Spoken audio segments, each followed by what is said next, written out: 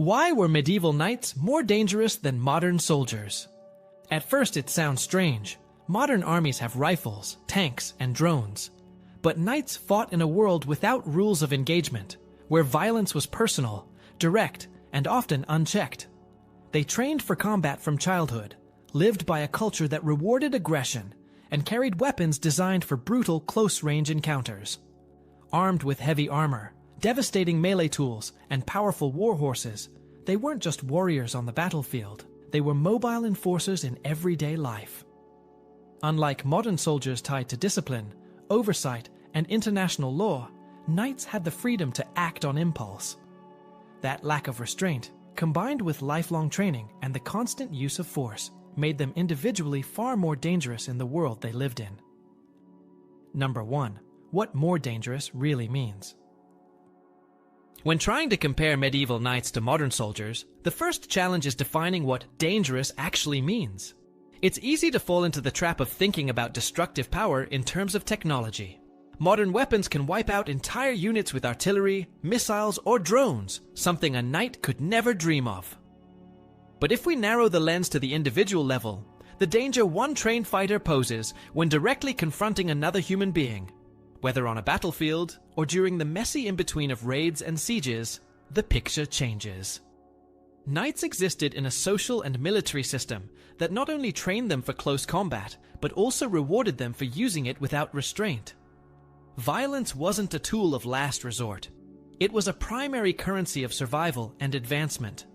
Wealth came from plunder and ransom, honor from displays of strength, loyalty from the ability to protect and, if necessary, terrify.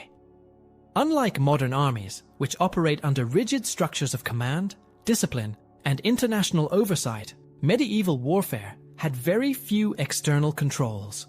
No treaties limited the scope of force, and no independent media monitored campaigns. A knight's accountability was mostly to his lord or his peers, and even then only loosely. That meant the practical ceiling on personal violence was much higher than for a modern soldier, who was constrained by training not just in tactics, but in law and ethics. Knights also operated in a world where war blurred constantly into everyday life. Campaigns often meant chevauchee-mounted raids designed to devastate farmland, villages, and trade routes. These weren't battles of mass armies colliding on open fields, but systematic acts of destruction and intimidation. Here, the knight's danger wasn't abstract. It was immediate. He and his retinue could appear at a village unannounced, take what they needed, burn what they couldn't carry, and disappear before local defenses could organize. To the people who lived in medieval Europe, a knight wasn't just a soldier. He was a moving threat whose presence often meant loss of livelihood or worse. Compare that with modern soldiers, who are generally deployed under orders to minimize civilian harm, operating within frameworks that at least in principle distinguish between combatants and non-combatants. Even when those frameworks fail, the expectation of restraint exists. For knights, the expectation was often the opposite. Violence proved power, and power secured order. The tools of a knight also reinforce this personal danger. A longsword, lance, mace, or warhammer required direct physical application, and armor allowed him to close the gap without fearing immediate reprisal. Mounted on a warhorse, he could scatter untrained infantry, or ride down fleeing villagers with ease.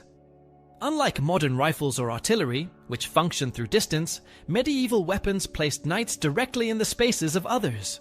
Breath, noise, and the shock of steel were unavoidable. That closeness amplified fear, and fear itself became part of the weapon. Soldiers today rely on systems of coordination, radio communication, and fire discipline, which makes them deadly in organized formations, but less likely to act as free agents of chaos. Knights, by contrast, embodied chaos in human form, a byproduct of a decentralized feudal system where every lord's retinue carried its own rules and ambitions. So when we say knights were more dangerous than modern soldiers, we're not claiming they could destroy more targets or fight more efficiently in today's sense. We're recognizing that the danger of a knight lay in his autonomy, his constant readiness for violence, and the absence of institutional restraints that modern militaries now impose. He was at once soldier, enforcer, and predator, able to operate with immediate physical dominance in almost any close-range encounter. That's the foundation for understanding the true difference. Knights were shaped to be personally dangerous in ways modern soldiers are systematically prevented from being. Number 2. The Knight's build: gear, training, and the warhorse. A full set of plate armor reinforced with mail was not simply a heavy shell, but a carefully engineered system.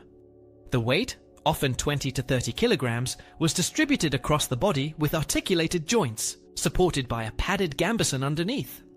This design allowed surprisingly free movement. A trained knight could sprint short distances, climb, or wrestle without being disabled by his equipment. Armor did not make him sluggish. Instead, it gave him the confidence to push forward, since glancing sword cuts or arrows often bounced off. Combined with layered textiles, it absorbed shock and limited fatigue from repeated blows. In practice, the armor turned a knight into a mobile fortress, capable of surviving encounters that would kill a lightly protected opponent. Weapons were tailored to exploit and resist armor at the same time.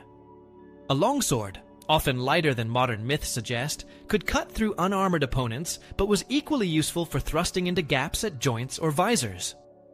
Specialized techniques like half-swording and wrestling with the crossguard or pommel were taught for use against heavily armored foes. Maces, warhammers, and poleaxes served as concentrated impact weapons, transmitting force through steel plates to concuss or break bones.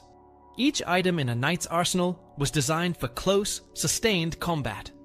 Unlike firearms, they needed no ammunition-only stamina, timing, and the courage to step into another person's space. Training built these abilities from childhood. Noble boys began as pages, learning etiquette, riding, and basic weapon handling. As squires, they shadowed knights, drilled in swordplay, lancework, grappling, and horsemanship. They practiced striking wooden targets with lances, wrestling in armor, and using terrain to their advantage. By adulthood, these routines created reflexive skill under stress. Tournaments reinforced this conditioning, providing semi-controlled environments to test strength, balance, and endurance in encounters that blurred sport and combat.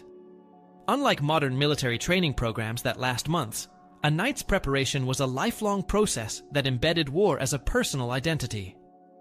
The warhorse completed this system. Destriers, compact but muscular mounts, were bred for agility and aggression. Trained to remain calm under arrows, drums, and screams, they could drive straight into lines of infantry. Horses themselves acted as weapons, using their weight, hooves, and momentum to disrupt formations. With protective barding of steel or leather, they became harder to stop, and when combined with a couched lance and solid saddle support, the shock of impact could break enemy morale before weapons even crossed. This immediacy of force was unmatched. Where modern armies require tanks, air cover, or artillery to deliver such shock, a knight could unleash it on his own initiative.